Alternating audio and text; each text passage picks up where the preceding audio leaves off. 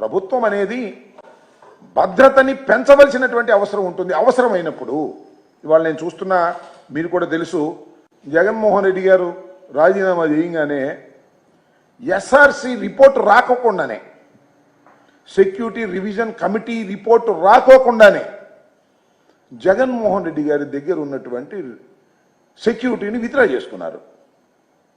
ఇదే ఆయన గేటు దగ్గర ఉన్న సెక్యూరిటీని తీసేశారు. ఈ రోడ్లోకి అందరినీ ఎలవ్ చేశారు. విచ్చలవిడిగా తెలుగుదేశం కార్యకర్తల్ని, కూటమి కార్యకర్తల్ని ఇక్కడికి పంపించారు. పంపించి ఈ గేటు దగ్గర గొడవలు చేయించారు. అపాస్పాలు చేయాలనే ప్రయత్నం చేశారు. అన్యాయంగా ప్రవర్తించేటటువంటి ప్రయత్నం చేశారు. ఇవన్నీ మీడియాలో ప్రసారం చేశారు.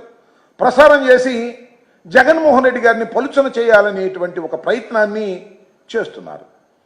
మీరు చూసే ఉంటారు, జగన్మోహన్ రెడ్డి గారి ఈ ఓటమి పాలైన తర్వాత ఇప్పుడు ప్రజెంట్ స్పీకర్ గారి దగ్గర ఒక ఆయన మాట్లాడుతూ ఉన్నాడు, జగన్మోహన్ రెడ్డి గారు ఓడిపోయాడు కానీ చచ్చిపోలేదు, చచ్చిపోతే తప్ప ఈ పార్టీ ఆ పార్టీ నాశనం కాదు అనేటువంటి మాట మాట్లాడిన తర్వాత, మళ్ళా మీరు సెక్యూరిటీని తగ్గించేటటువంటి ప్రయత్నం చేస్తున్న తర్వాత ఆయన భద్రతను గాలికి వదిలేసి ఏదో ఒక విధంగా ఆయనకి ప్రమాదంలోకి నెట్టివేయాలనేటువంటి ప్రయత్నం మీరు చేస్తున్నట్టుగా చాలా స్పష్టంగా అర్థమవుతున్నటువంటి అంశమని ఈ సందర్భంగా నేను చెప్పదలుచుకున్నాను.